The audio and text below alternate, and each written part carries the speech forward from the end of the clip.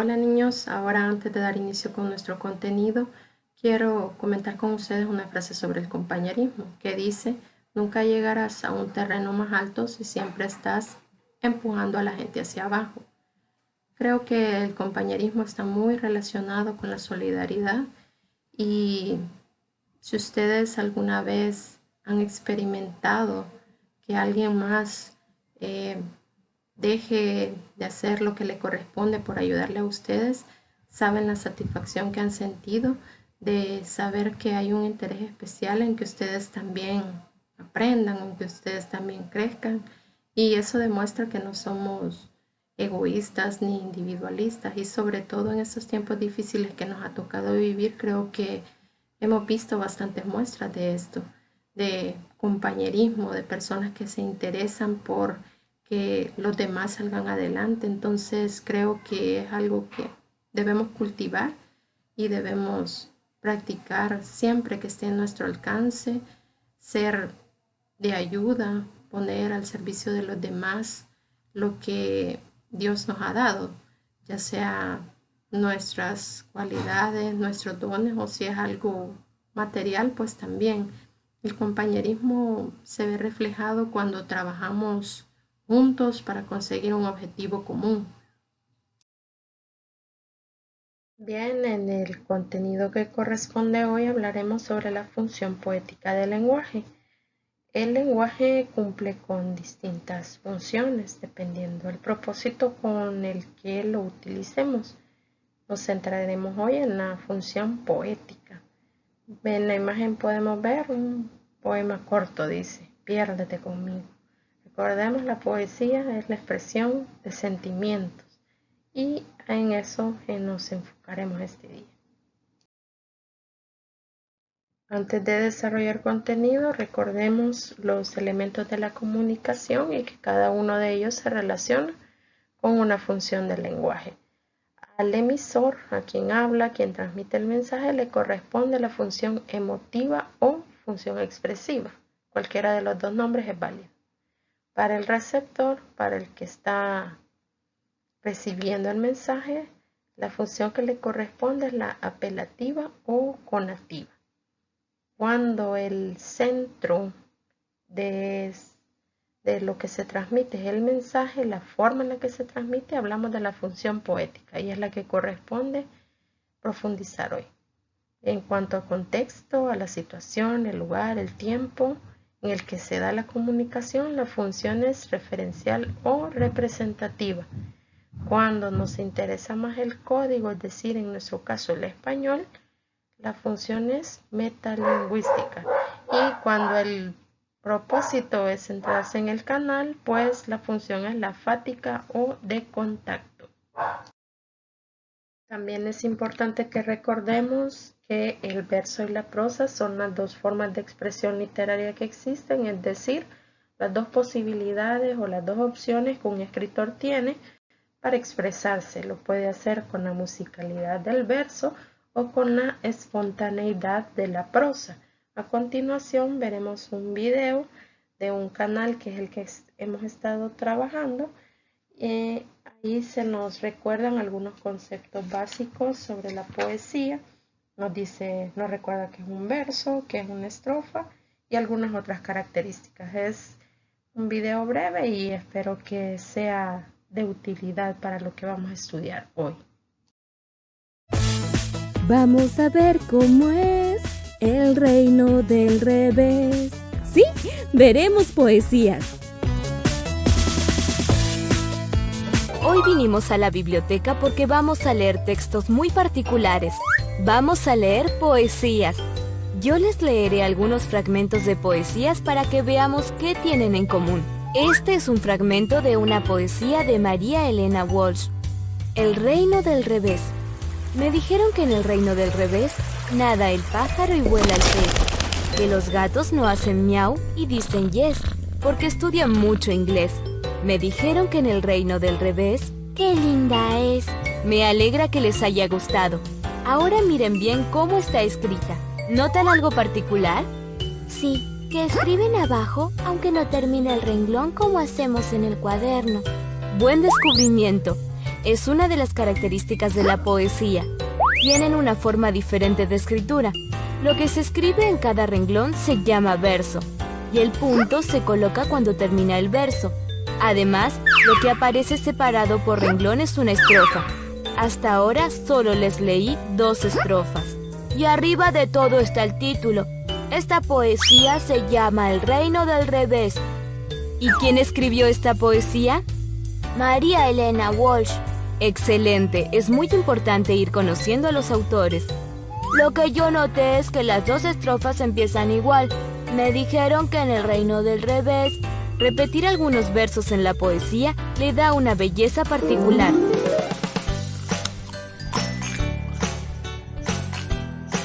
Abuela, tengo un regalo para ti. Se llama Clarísimos rayos de sol entre los árboles. Cuando mi querida abuela va a buscarme a la escuela, siempre vamos a la plaza. Antes de llegar a casa, entre los árboles vemos claritos rayos de sol. ¡Ay, Santi!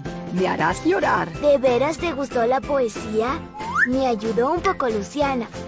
¿Qué opinas si le escribo una nueva poesía a ella? ¿Le gustan tanto?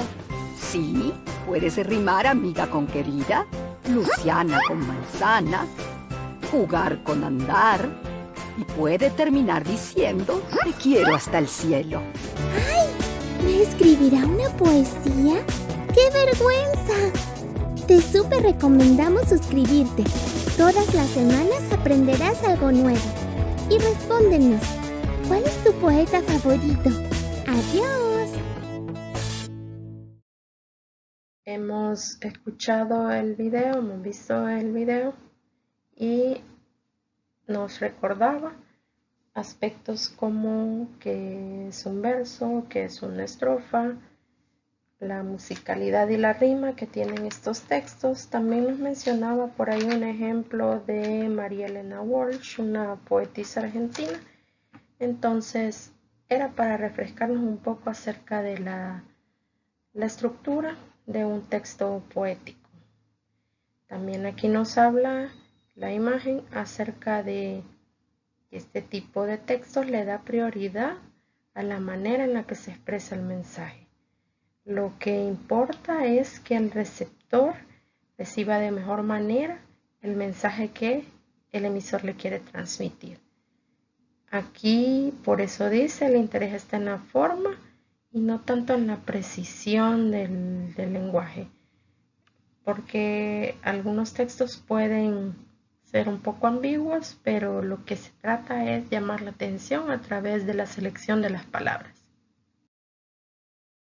La función poética del lenguaje se evidencia en los poemas y textos literarios porque se busca embellecer, eso es la literatura, el embellecimiento del mensaje que se transmite.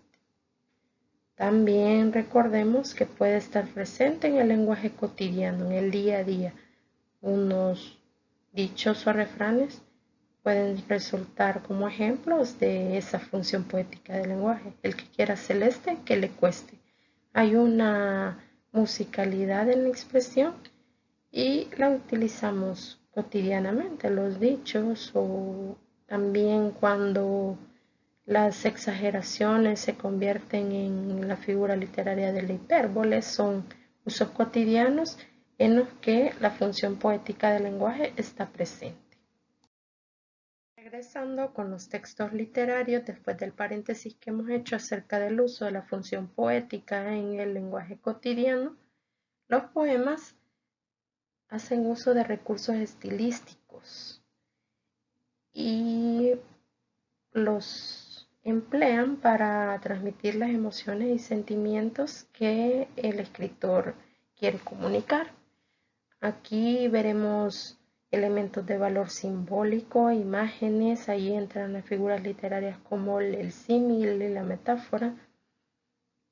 También buscan despertar el interés del lector, transmitir la belleza para despertar ese interés. Y eso es lo que crea nuevas posibilidades de interpretación, eso es lo que le da al lenguaje una interpretación en un segundo nivel. No solo el significado que la palabra tiene en el diccionario, sino aquel que el escritor haya querido comunicar. Dice la imagen, el mayor error del ser humano es intentar sacarse de la cabeza aquello que no sale del corazón. En un sentido literal, esta frase podría resultar ilógica, pero como hablamos de sentimientos y emociones, en este caso de Mario Benedetti, ¿qué es aquello que tenemos en la cabeza que puede estar en nuestro corazón? No lo interpretaremos literalmente porque hablaríamos de órganos, de todo el sistema que hace funcionar la cabeza y el corazón. No tendría sentido en un sentido literal. Por eso hablamos de símbolos. El corazón se asocia con el amor, con el cariño, y la cabeza con la razón, con la lógica.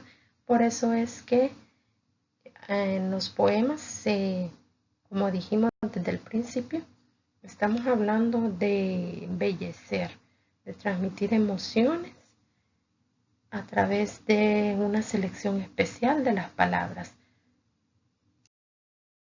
Vemos un ejemplo más de cómo un escritor acude a recursos que le permiten cumplir con la función poética. Este es el caso de Neruda, el poema 18, Aquí te amo.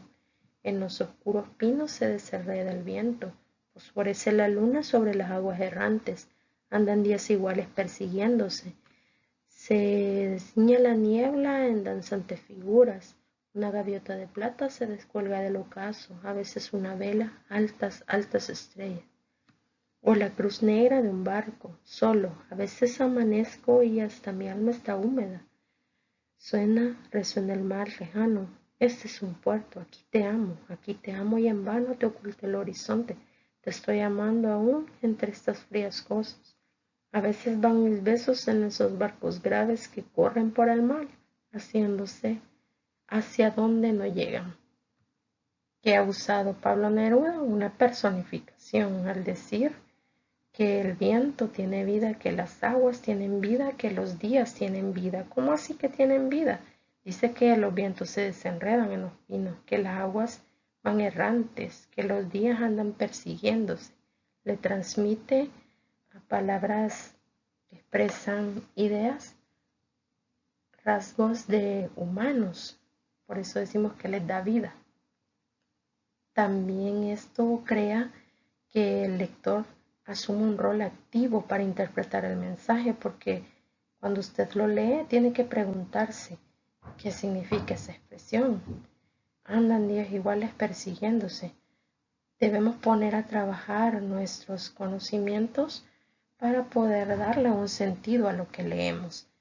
Esta función del lenguaje nos hace asumir un rol activo cuando hablamos de poesía. Desde el principio dijimos que los textos líricos o poemas no necesariamente estarán en verso. Aquí retomamos esta idea porque la función poética, la que le da prioridad a la forma en que se presenta el mensaje, se puede cumplir también en textos en prosa, como lo ha hecho Pablo Neruda en su autobiografía Confieso que he vivido, y retomamos un fragmento en el que habla de las palabras. Todo lo que usted quiera, sí señor, pero son las palabras las que cantan, las que suben y bajan.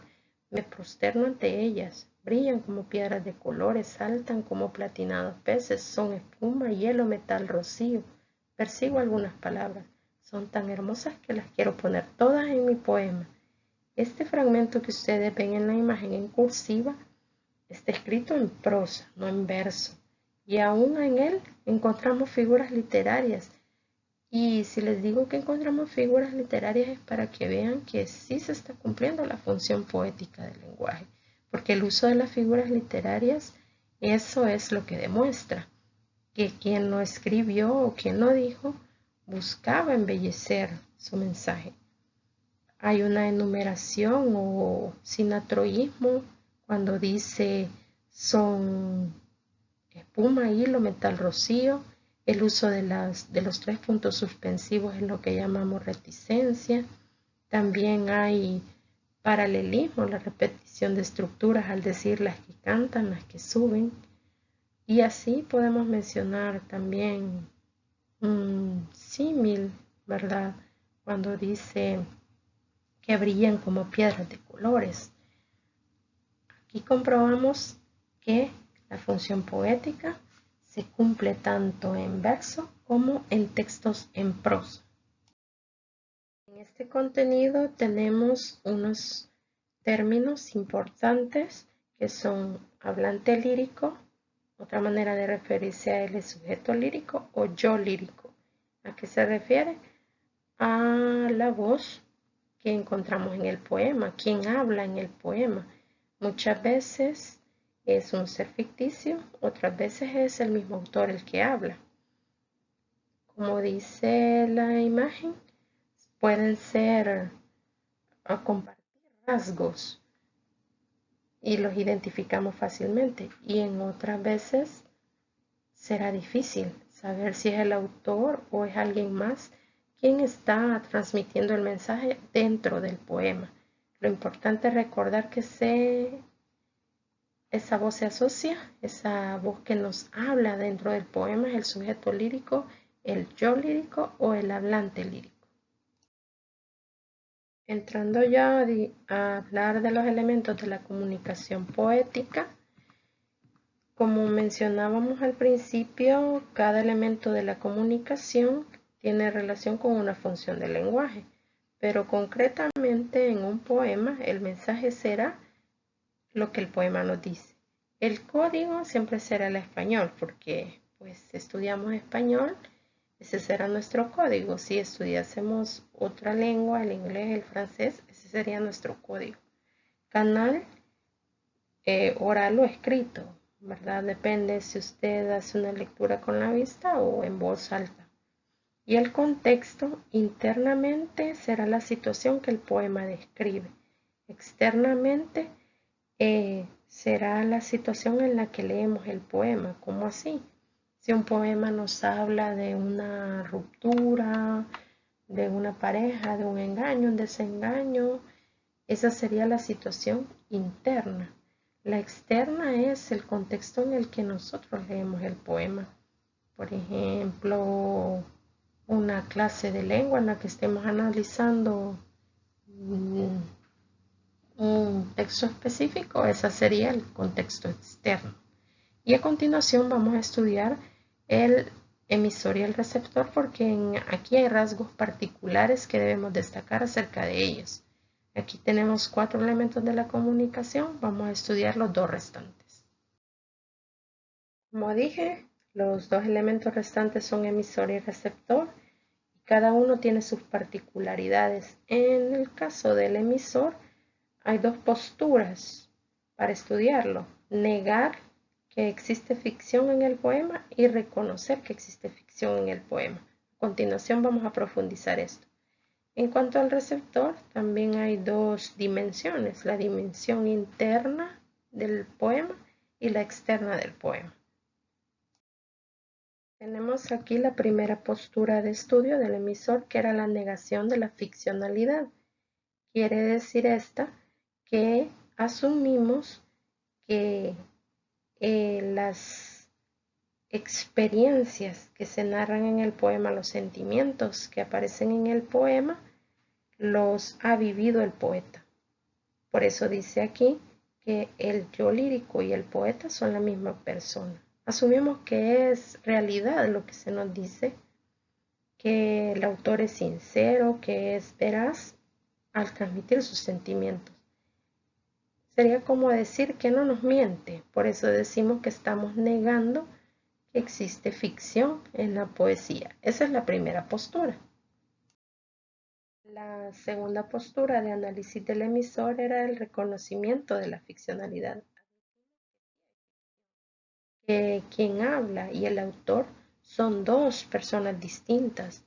Es decir, que el escritor o el poeta crea una voz distinta a la de él que nos transmite emociones que él no ha experimentado. Y por eso dice aquí que no se puede establecer una correspondencia o relación directa entre el escritor real y la voz que encontramos en el poema, dentro del poema. Eso sería el reconocimiento de la ficcionalidad. Admitimos que el autor ha creado a alguien más para transmitir sentimientos, que no es él el que los ha vivido. Sería este el caso de Gabriela Mistral en su poema Apegado a mí. Velloncito de mi carne, que en mi entraña yo tejí, velloncito friolento, duérmete apegado a mí. Gabriela Mistral no tuvo hijos. Entonces, en este poema no es una experiencia personal la que ella transmite. Ella exterioriza sentimientos a través de una voz creada por ella. Sería el hablante lírico. Aquí estaríamos reconociendo la ficcionalidad. Ella construyó la voz de una madre para transmitir estos sentimientos de ternura, porque ella no experimentó la maternidad. Este sería un ejemplo del reconocimiento de la ficcionalidad. Ahora hablamos del receptor. El receptor se estudia de manera interna y de manera externa. En la interna reconoceremos dentro del poema algunas categorías gramaticales que nos indiquen si hay un receptor dentro del texto. Pronombres o verbos pueden ser. La conjugación de los verbos nos puede indicar si hay dentro del poema alguien a quien le habla la voz, el hablante lírico o el yo lírico. El caso del poema de Mistral que acabamos de leer decía duérmete. Le hablaba entonces a un niño. El uso del tú en la forma verbal, duérmete, nos indica que lo que está diciendo se lo dice particularmente a alguien, a un niño en este caso. Eso sería internamente el receptor. De manera externa, el receptor siempre seremos nosotros, los lectores, porque es como que al leerlo nosotros asumimos la voz del emisor porque estamos haciendo lectura del texto, pero también porque a nosotros va dirigido el mensaje. Muchas veces los sentimientos que se expresan nosotros los compartimos, los interiorizamos y pues como dije somos los receptores a quien va dirigido el mensaje de los poetas. Entonces, de manera externa, somos nosotros los lectores el receptor del mensaje transmitido. Nuestro objetivo con el estudio de este contenido es aplicar la literatura a la comprensión y expresión de las ideas expresadas en un texto literario, como un poema, pero reflejando los elementos de la comunicación. Por eso la indicación con las dos muestras que vamos a trabajar, la primera dice identificar eso, el emisor, el receptor, el mensaje, el contexto, el canal y el código. Este tema de la comunicación es propio de la expresión, pero lo aplicamos en la literatura porque los poemas logran trascender ese nivel.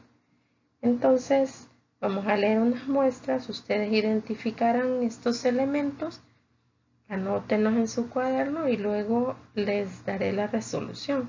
También identificaremos como es un tema de literatura, recursos estilísticos, es decir, que embellecen el texto, figuras literarias que encontremos en ellos. La primera muestra que analizaremos es de Gabriela Mistral, dice, dame la mano. Dame la mano y danzaremos, dame la mano y me amarás. Como una sola flor seremos, como una flor y nada más. El mismo verso cantaremos, al mismo paso bailarás. Como una espiga ondularemos, como una espiga y nada más. Te llamas Rosa y yo Esperanza, pero tu nombre olvidarás, porque seremos una danza en la colina y nada más. La resolución, el emisor, el yo lírico es Gabriela Mistral. El receptor, internamente identificamos ahí el uso de los pronombres de segunda persona, el tú, y se refiere al ser amado. El mensaje que transmite es: ven, vamos a disfrutar de nuestra compañía mutua. El contexto es un encuentro en medio de la naturaleza. Dijimos contexto era la situación, el dónde y el cuándo se da la interacción en este caso. Y habla de danzar en medio de un ambiente natural. El código, siempre el español, el canal, lo hemos leído, está escrito, hemos hecho una lectura oral, ¿verdad? Entonces ahí tenemos los elementos. En cuanto a los recursos estilísticos que se han utilizado, identificamos la repetición al inicio de los versos.